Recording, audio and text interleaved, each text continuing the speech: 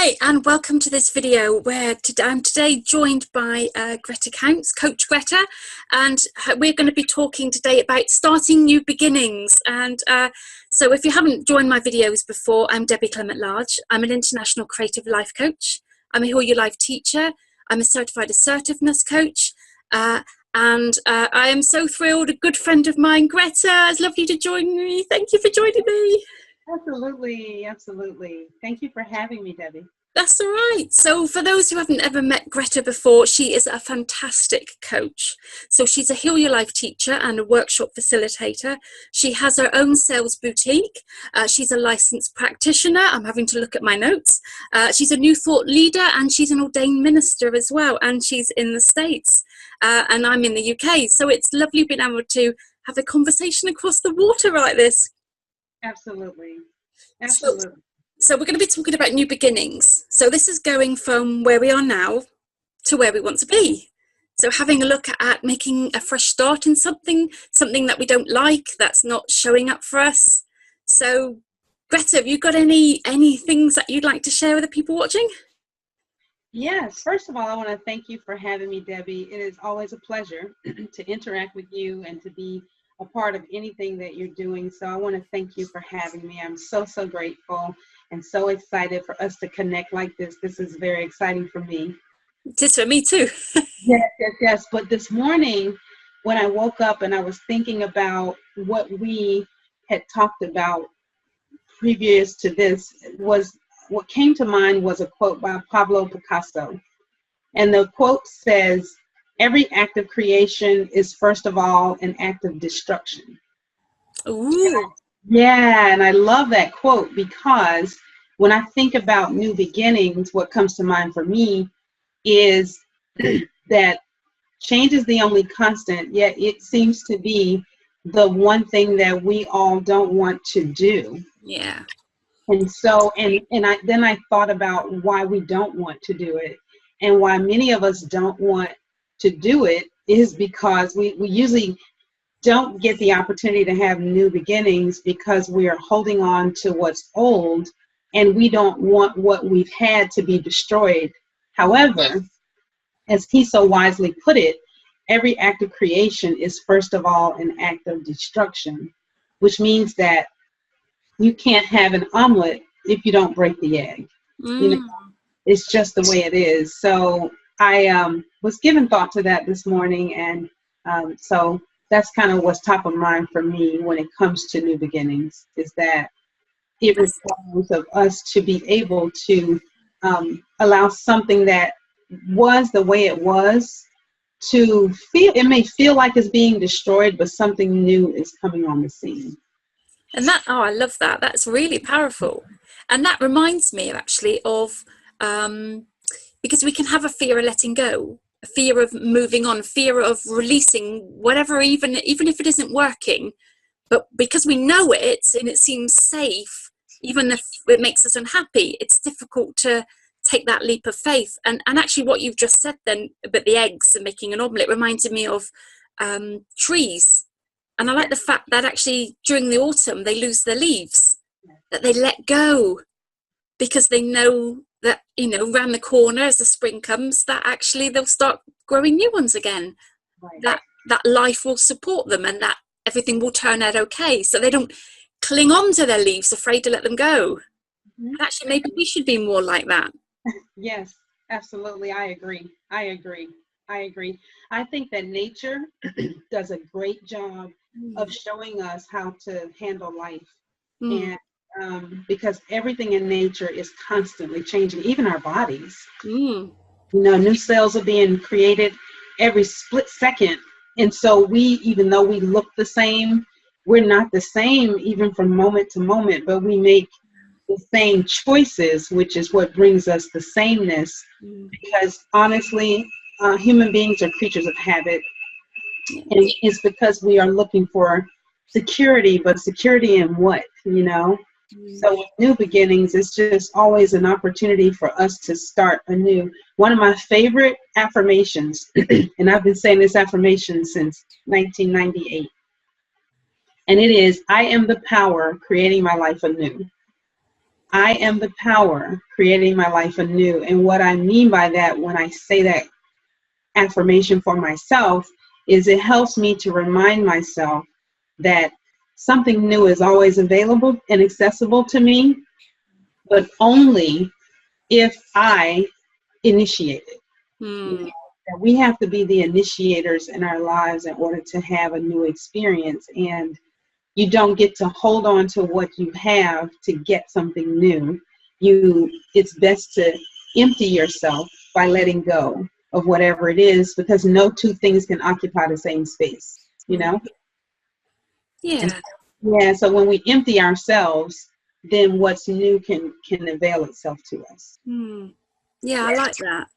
And Hmm. actually knowing what we need to empty Yeah, and realizing what's not right. So I don't know about for you, but when I coach, I've got a nice little chart that actually helps us to have a look at various areas of our lives. So things like our health, our spiritual well-being, our wealth, our career, our family, leisure, and a variety of those. And actually having a look at our current situation. Where are we? You know, what's going on? How much time are we giving to that? How happy are we and all that sort of thing yeah, in those different areas. And actually that can be really helpful to helping us to identify bits that aren't working, right, because sometimes you might feel a bit like, do you know what, kind of life's okay, but, and we yeah, might not really be clear which areas of our lives we don't like, that are just kind of, rumbling along but actually aren't making us happy. So I right, quite like doing that and helping people to focus on which areas they want to move in, which they're less happy at. And then we can start having a look at what's the future aim for those areas. Where do you want to get to? How can we envision how that future looks like? yeah, And having a clear idea. And sometimes people will say, "Oh, it's really difficult knowing what I want," but we yeah, can start by knowing what we don't want. right. Absolutely. Mm. I totally agree. I totally agree.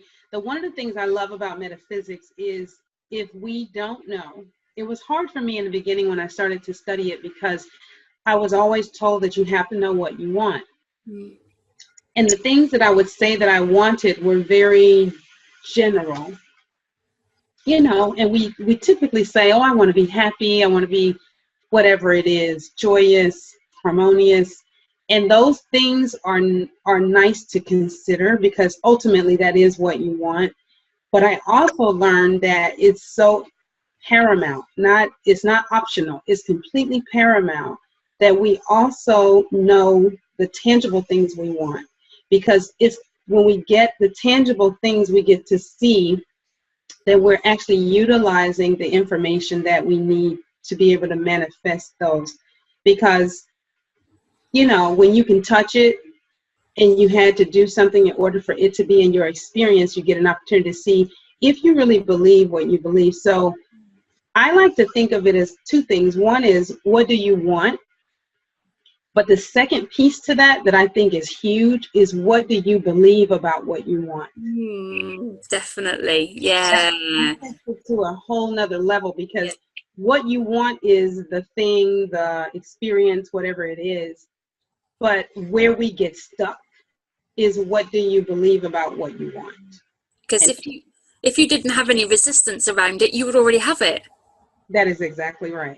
That is exactly right. And So so it brings you to your beliefs. What do I really believe about this thing I want? Do I believe it's possible? I do, because I see it all around me.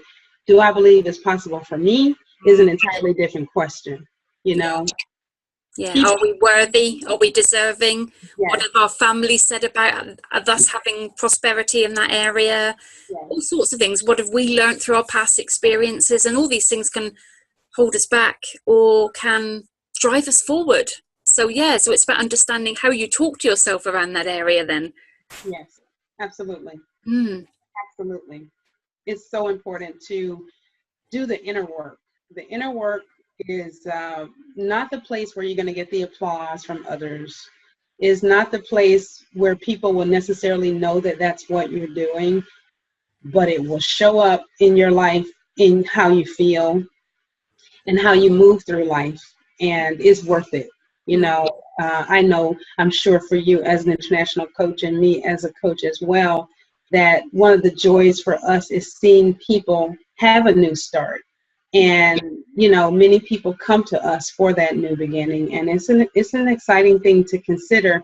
And I'm always so grateful to be a part of people's lives as they start their life anew. You know, it's exciting. It's a real blessing somebody sharing that journey with you. Yeah. And because and you probably too have done that so many times, like reinventing yourself and finding something new directions. Yeah. That you can see other people going and you think, I know what that's like because I've been there. Yeah. And how wonderful a journey that is. Yeah. And like you say, the inner work, you know, for me, the meditation, the journaling, the visualization, seeing what I want. And if you're not sure what you want, maybe you've got a few things that you might like to do. Actually, I have a nice meditation about a fork in the road, where you reach a fork in the road and then you explore each avenue going towards different things, maybe different types of work or different places to live, and you can get a sense of how you feel about those different areas to see whether or not that's actually something that you really want. Because sometimes we think we want something, but when we get it, we don't really want it after all. Right. That's true. That's true. Isn't that funny? It is funny, isn't it? Yeah. It's exciting actually, because what that tells us all, and I think we forget this as human beings, it's easy to forget that everything is a process. So we say what we want or what we think we want, and then we get it and we realize what we really wanted was something that was similar, but not quite that. But that's all part of the process. And I think that for some reason, we have told ourselves that we have to be perfect and we have to know certain things, but you don't get to know what you need to know until you've moved forward to see if that's really what it is. So there's a lot to be said for the process, you know. And sometimes we think we want something because other people expect it of us. Yeah. Or we've learned that that's a good thing to do. So we're not really being true to ourselves. We're trying to make somebody else happy in a way. Yeah, absolutely. Family or something. So really, then what you're saying is that actually we need to be in tune with ourselves. To that, if you know something isn't right in your life, that actually to spend that time and feel worthy enough to spend time with yourself, whether that's taking yourself out for a quiet walk on your own, maybe in nature if you can, or sitting down and journaling quietly, or spending some time meditating or contemplating on or visualizing on different things you might think you might want, or even writing a list of the things you don't like. And then thinking, well, if I don't like that, what's the opposite of that? You know, if I don't like that type of work, what am I suited to? So really, it's that bit of quiet with yourself. Yeah, it is. It is. Quiet and honesty with yourself, because I have twin daughters, and they've always wanted, live life differently and wanted things differently. And with one of my twin daughters, the youngest one, she would often say to us, she would tell us the things that she wanted, and we would say, "Are you sure that's what you want?" And the reason we would always ask her that is because she didn't look like she believed what she was saying. And one day when she was about 19 or 20, she's 26 now, she said, I'm finally honest with myself about what I want. And as soon as she was honest about it, it showed up immediately. Wow. And she was afraid to say what she wanted because of how it would make her sound or look to us. Right. So she was telling us what she thought we wanted to hear. And I think all of us do that on some level. Yeah, definitely. Oh, yeah. I've done a whole career that.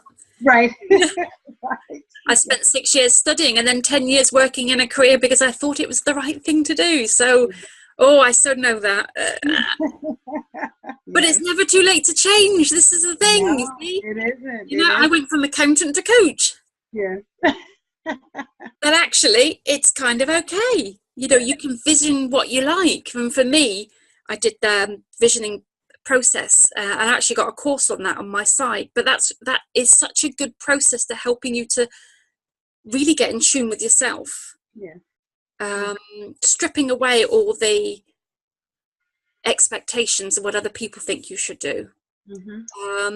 And then you can build a roadmap. You know, what is it that I want, maybe, and why do I want it? That why is really important. Why am I doing something? And then how do I get there, and who do I need help from along that journey to get there? And it's just about baby steps. Yeah. Sometimes we don't know the whole journey, we just know a little bit of the journey. Yeah.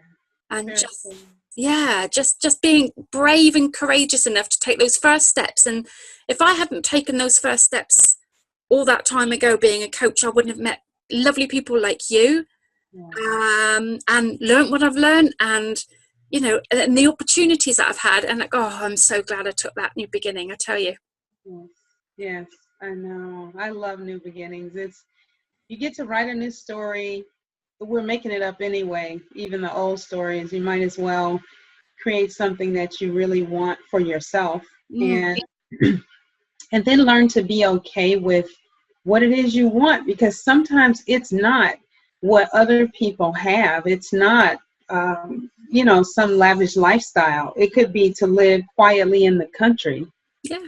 You know what I mean? And wake up with the sun and go to bed when the sun goes down, and just having the simple things in life. But I would definitely say that social media and television and other media outlets help people to think. It makes people want to keep up with the Joneses, you know? It does. Yeah, and so not only, you know, before all of that technology, we would sit in our own worlds and feel that way, but now it's in your face. It's somebody's doing this and somebody's doing that, and oh, maybe I mean, if you don't go within, like you said, meditate or take a walk or do something for yourself, you can easily fall into that trap of living a life that's not yours, you know, and creating new beginnings that aren't really what you want, but what you think you want. And you're right, that social media is so powerful. We live in such a powerful world of expectations, of commercialism, and it leaves us feeling like we're not quite good enough. Yeah. We're not quite good enough until we've got the new phone or the new car or the latest something else, and actually we get it for a while and it makes us feel nice temporarily, but it's never long lasting. So we can see that, you know, no matter how many possessions and things you get, it's actually being comfortable in your own skin, being happy inside. That's the place. And like you say, that could mean a simple life in the country. Doesn't have to be, and luckily everybody in the world wants different things. Yes, that's true. That's very true. It'd be very weird if we all wanted the same things. Right. Well, and you know, the start of a new year, the start of a new month, the start of a new season are always good times to revisit new beginnings and where we are, and take a look at what we want. I think every day is a new opportunity. Personally, I wake up every day like it's a brand new day, and oh my gosh, I get to create something new and something different and something wonderful that I haven't had before, and that is really, really exciting. But also when it's, you know, coming to the close of a new quarter or a new year or something like that, that's also a time when people kind of sit quiet and start to reassess where they are and what they want and what they want to be different. I think that one of the most important things that anybody can do is to just go within, and because the answers for yourself is inside yourself, and to take the opportunity to set aside what other people think about you and what you ought to do, and just kind of think about what you really want, like what resonates with your soul, what makes you happy. Is it something as simple as climbing a mountain, or is it, you know, is it getting a new job that allows you to, or getting a promotion on your job? So there, to do it with non-judgment and without the criticism that can come with yourself when you say something to yourself about what it is you really want. But knowing what we want is key, but knowing what we believe about what we want is even more telling than anything, you know? Yeah, absolutely. I can't. We can't beat that. That is the best advice, honestly, for watching. If you're in the position really of wanting to make some changes in your life, that what Greta has just said there is absolutely phenomenal advice. Just having a look within, taking those steps, and just trusting yourself, trusting the process. Yes. So, thank you so much, Greta. It's been an absolute pleasure having this conversation. I've loved every minute of it. Yes, me too. Me too. Thank you for having me. I think you are a wonderful, amazing, brilliant, beautiful, creative being of light and love. You're so dynamic. You are. And I thoroughly enjoy you. I enjoy what we do together. But thank you for everything. You are wonderful. Oh, thank you, Greta. Same to you, my love. You inspire so many people. Thank Yes, you.